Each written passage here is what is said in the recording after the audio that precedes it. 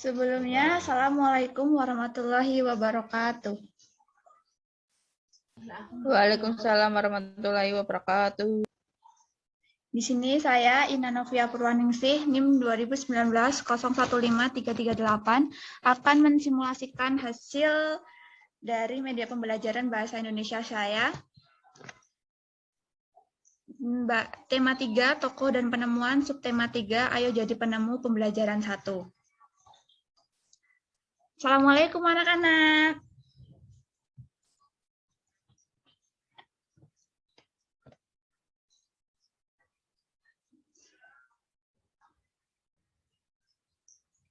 Selamat pagi, gimana kabarnya hari ini? Baik, Ibu. Kok lemas suaranya? Belum sarapan kah?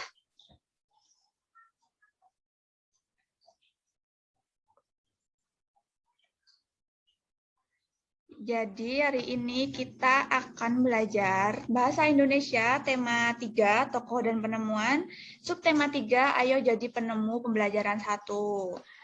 Sebelum kita memulai pembelajaran pada pagi hari ini, kita berdoa dulu semuanya. Yang mau pimpin doa ada nggak? Apa harus ada yang Ibu tunjuk? Mbak Farah bisa pimpin?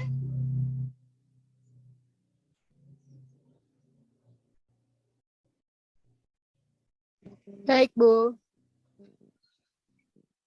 Ya, yuk silakan. Marilah teman-teman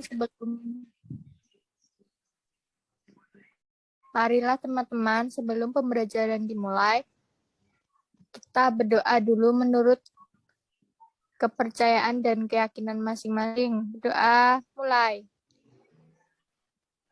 Doa selesai. Terima kasih Mbak Farah.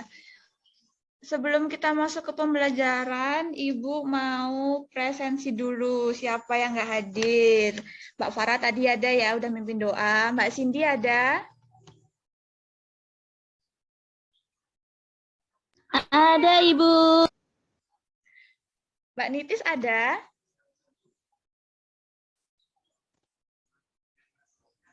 Ada, Bu. Mbak Resti ada? Ada, Bu. Mbak Rahmanya ada nggak? Ada, Bu.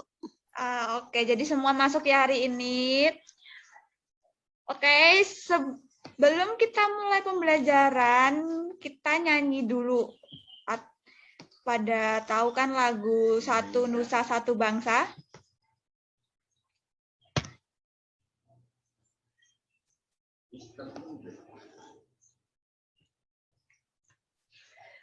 Tahu nggak lagunya Satu Nusa Satu Bangsa? Tahu dong. Tahu, Bu. Mbak Cindy bisa bantu buat mimpin teman-temannya buat nyanyi Satu Nusa Satu Bangsa nggak? Baik, Ibu. Ya, yuk silahkan dimulai. Mari teman-teman kita menyanyikan lagu Satu Nusa Satu Bangsa. Hitungan ketiga mulai. 1, 2, 3. Satu nusa, satu bangsa, satu bahasa kita.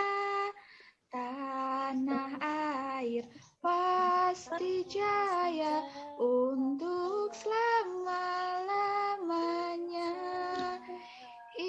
Indonesia pusaka, Indonesia tercinta, nusa bangsa dan bahasa kita bela bersama.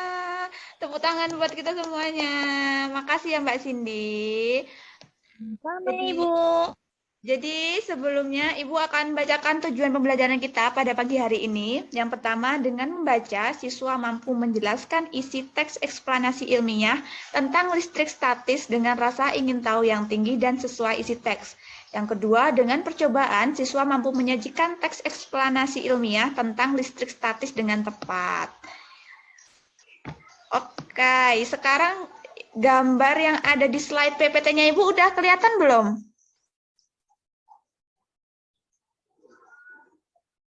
Sudah, Bu. Ada yang tahu nggak itu gambar apa? Bisa bantu Ibu buat ngasih tahu teman-temannya itu gambar apa?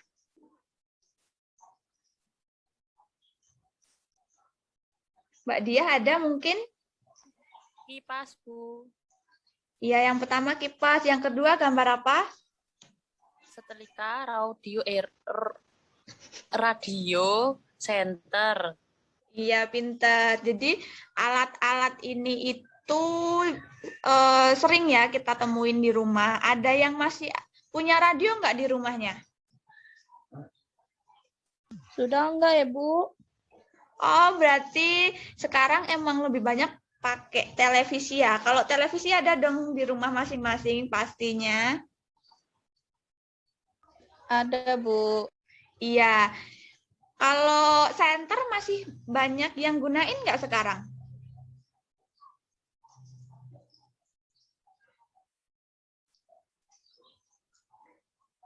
Masih, Bu. Iya. Ada yang tahu fungsi dari masing-masing gambar yang ada di PPT-nya Ibu ini nggak? Ada yang mau bantu Ibu buat ngasih tahu teman-temannya masing-masing fungsi dari benda-benda yang ada di slide PPT-nya Ibu?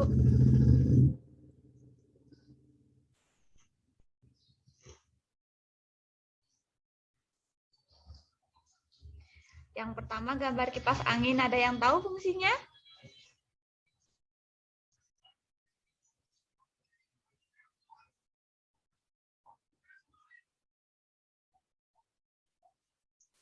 Mbak Resti tahu fungsinya? Mungkin?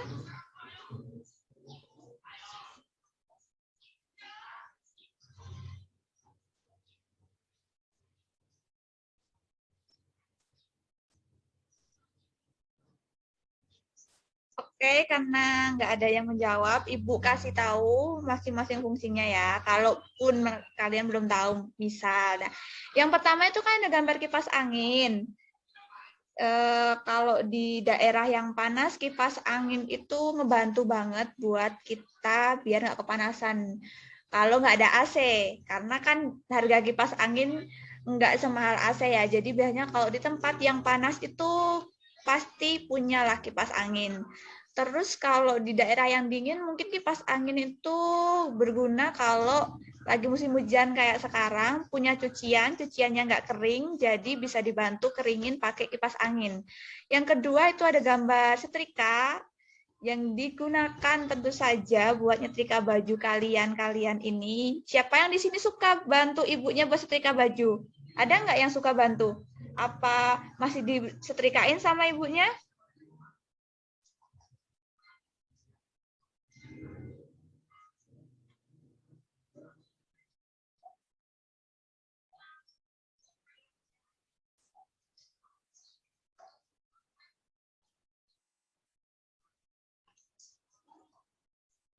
Kalau gambar yang ketiga itu ada gambar radio. Dulu radio banyak banget ya yang pakai. Dulu digunakan buat update berita, tapi sekarang udah ada HP, udah ada TV, jadi lebih banyak orang kalau lihat update berita juga dari HP kalau nggak dari TV. Dan yang keempat itu ada gambar center. Biasanya kalau sekarang digunakan kalau lagi mati listrik. Karena musim hujan gini biasanya sering ya di tempat-tempat tertentu itu mati listrik. Jadi biasanya menggunakan senter buat penerangan kalau nggak ada lilin. Oke, selanjutnya kita akan belajar tentang teks eksplanasi. Ada yang bisa bantu Ibu buat baca teks eksplanasi? Pengertian teks eksplanasi? Mbak Resti bisa bantu baca? Halo Bu, Oh iya, silahkan. teks eksplanasi yaitu teks yang berisi tentang proses mengapa dan bagaimana kejadian-kejadian alam, sosial, ilmu pengetahuan, budaya, dan lainnya dapat. Iya, terima kasih Mbak Nitis. Jadi, kalian pasti pernah dong baca berita tentang bencana alam. Seperti yang kemarin, belum lama ini terjadi berita bencana alam tentang Gunung Semeru yang meletus. Kalian pasti udah baca beritanya. Kalian ada yang di sini belum tahu berita tentang Gunung Semeru itu yang meletus? Ada? Tahu, Bu. Iya. Jadi belum lama ini ya, 2 hari yang lalu, kalau nggak salah, Gunung Semeru itu baru saja meletus. Pasti kalian baca beritanya. Jadi berita itu, teks berita itu kan ada yang menjelaskan tentang terjadinya gunung meletus, Gunung Semeru meletus. Jadi berita itu termasuk dalam teks eksplanasi. Kalau kalian pernah baca berita semacam itu atau mungkin berita tentang bencana alam banjir, bencana alam gempa bumi, atau tsunami, berarti kalian sudah pernah membaca teks eksplanasi. Seperti yang tadi sudah dibacakan sama Mbak Nitis, pengertian dari teks eksplanasi itu sendiri adalah teks yang berisi tentang proses mengapa dan bagaimana kejadian-kejadian alam, sosial, ilmu pengetahuan, budaya, dan lainnya dapat terjadi. Jadi, teks yang menceritakan proses kejadian, enggak hanya tentang bencana alam. Mungkin ada seperti, misal Mbak Farah buat makanan cilok, terus Mbak Farah buat teks yang menceritakan tentang proses pembuatannya. Bisa disebut juga sebagai teks eksplanasi ya. Kemudian untuk ciri-ciri teks eksplanasi, ada yang mau bantu Ibu buat baca?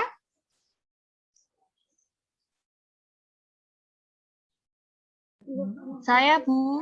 Iya, silakan Mbak Dia. Ciri-ciri eksplanasi. 1. Informasi yang dimuat berdasarkan fakta atau faktual. 2. Hal yang dibahas yaitu suatu fenomena yang bersifat keilmuan atau berhubungan dengan ilmu pengetahuan. 3. Sifatnya informatif dan tidak berusaha mempengaruhi pembaca untuk percaya terhadap hal yang dibahas.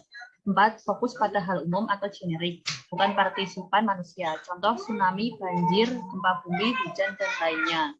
Iya, terima kasih Mbak Dia. Jadi, yang baru saja dibaca sama Mbak Dia itu ciri-ciri dari teks eksplanasi. Informasi yang dimuat berdasarkan fakta, seperti bencana alam tadi.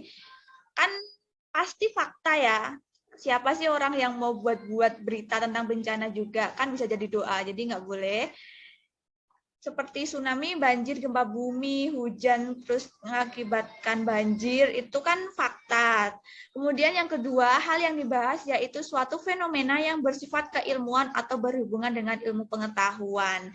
Kayak bencana alam itu kan ada ya ilmu pengetahuannya, seperti gempa bumi, nanti bisa tahu penyebabnya, ada yang disebabkan oleh gunung juga, gempa bumi, jadi berhubungan dengan ilmu pengetahuan. Dan yang ketiga, sifatnya informatif dan tidak berusaha mempengaruhi pembaca untuk percaya terhadap hal yang dibahas. Seperti yang Ibu bilang tadi, kalau berita tentang suatu bencana alam itu kan berarti menginformasikan kepada khalayak umum kalau ada suatu bencana alam itu, tapi enggak yang berusaha mereka ngebuat mereka yang enggak tahu tuh jadi percaya. Ya mau percaya atau enggak itu kembali sama orang yang baca. Kemudian yang keempat, fokus pada hal umum generik, bukan partisipan manusia. Seperti itu. Oke, ini jadi Ibu ada contoh sebuah teks eksplanasi yang menceritakan tentang perubahan energi pada kipas angin. Ada yang mau bantu Ibu baca enggak? Mbak Farah, ada? Atau Mbak Cindy? Ya, Ibu. Ya, bantu Ibu baca ya. Ya, Bu. Perubahan energi pada kipas angin. Kipas angin yang sudah dihubungkan dengan stop kontak listrik, maka baling-baling pada kipas angin akan bergerak. Hal ini disebabkan karena energi listrik mengubah komponen magnet yang berada di dalam kipas tersebut, sehingga menjadi energi gerak.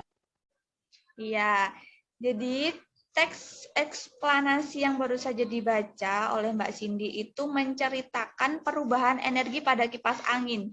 Awalnya kan kipas angin itu mati, setelah dihubungkan dengan stop kontak listrik, berarti dialiri oleh energi listrik, kemudian baling-baling pada kipas angin itu bergerak. Jadi awalnya itu dari energi listrik, setelah dihubungkan stop kontak, itu berubah menjadi energi gerak karena menggerakkan baling-baling pada kipas angin itu. Kemudian, ada yang tahu nggak itu gambar apa? Gambar 1 dan gambar 2. Ada yang tahu itu gambar apa?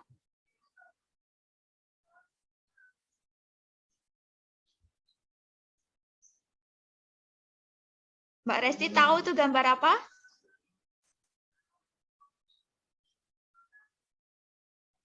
Atau Mbak Rahma mungkin?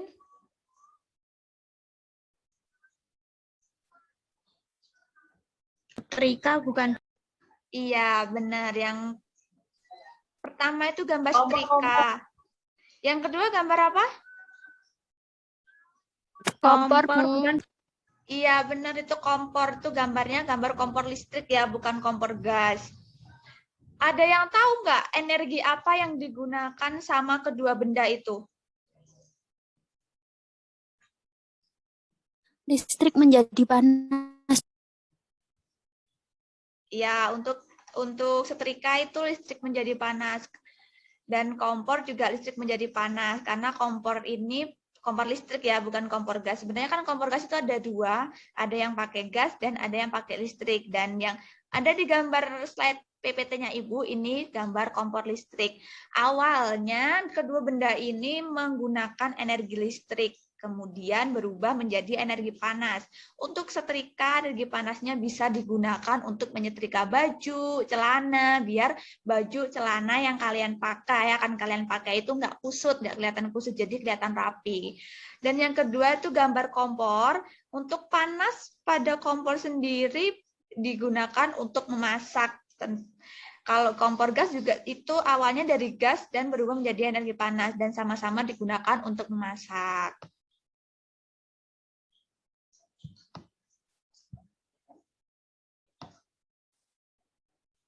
Oke, sekarang ayo kita berdiskusi. Ada yang bisa jawab? Nomor 1, contoh perubahan energi listrik dalam kehidupan sehari-hari. Siapa yang mau jawab? Saya, Bu. Ya, silakan Mbak Farah.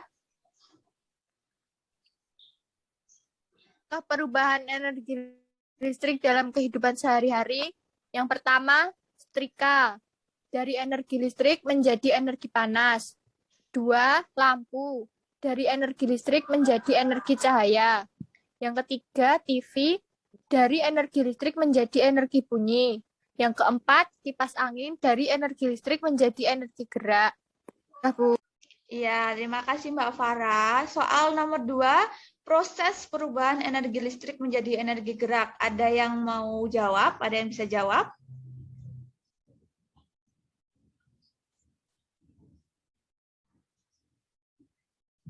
Mbak Cindy bisa jawab?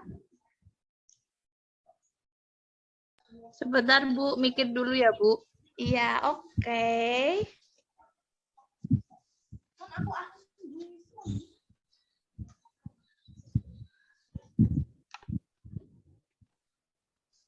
Contoh proses perubahan energi listrik menjadi gerak. Nah, contohnya itu kipas angin. Mengubah energi listrik menjadi energi mekanik atau energi gerak. Kabel kipas angin dicolokkan pada terminal listrik. Kemudian listrik mengalir ke dalam kipas dan menggerakkan dinamo. Dinamo kemudian menggerakkan baling-baling kipas dan mengeluarkan angin yang berembus. Seperti itu, Bu. Iya, pintar. Jadi salah satu contoh perubahan energi listrik menjadi gerak itu ada pada kipas angin. Selain kipas angin, ada juga blender. Blender itu jaga dari energi listrik menjadi energi gerak. Kita lanjut ya, nomor 3 tadi, sebutkan manfaat perubahan energi listrik dalam kehidupan sehari-hari. Ada yang bisa bantu Ibu?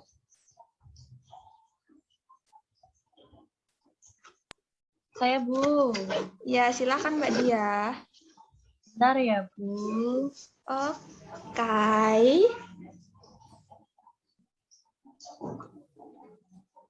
Manfaat perubahan energi listrik dalam kehidupan sehari-hari. Yang pertama, sebagai penerangan. Contohnya itu kan pada saat malam gelap, terus listrik bisa menjadi sumber penerangan agar jalan kita terang.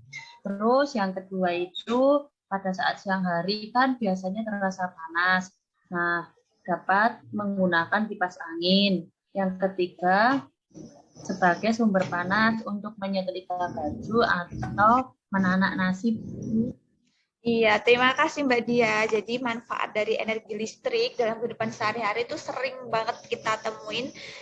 Misal tadi untuk nyetrika baju, kalau blender, juga kalau bikin jus, kalau di rumah pakainya kompor listrik ya buat masak, rice cooker juga, terus televisi. Di sini pasti banyak dong yang suka nonton TV ya kan?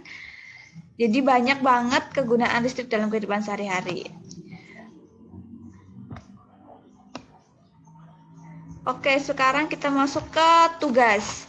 Buatlah sebuah teks eksplanasi dengan tema bencana alam, kemudian kumpulkan hasilnya dalam Google Classroom, dan minggu depan dipresentasikan satu persatu. Ada yang belum jelas tentang tugasnya? Masih ada yang bingung tentang tugasnya? Jelas, Bu. Oke, jadi besok minggu depan masing-masing dari kalian mempresentasikan teks eksplanasi buatan kalian dengan tema bencana alam, biar teman-teman yang lain juga tahu tentang bencana-bencana alam. Kita sudah sampai di akhir pembelajaran karena tadi terima kasih karena tadi sudah mendengarkan Ibu. Tadi kita belajar tentang apa aja sih? Ada yang tahu nggak? Belajar tentang teks apa namanya? Teks eksplanasi, Bu. Iya, benar. Teks eksplanasi itu contohnya kayak teks tentang apa?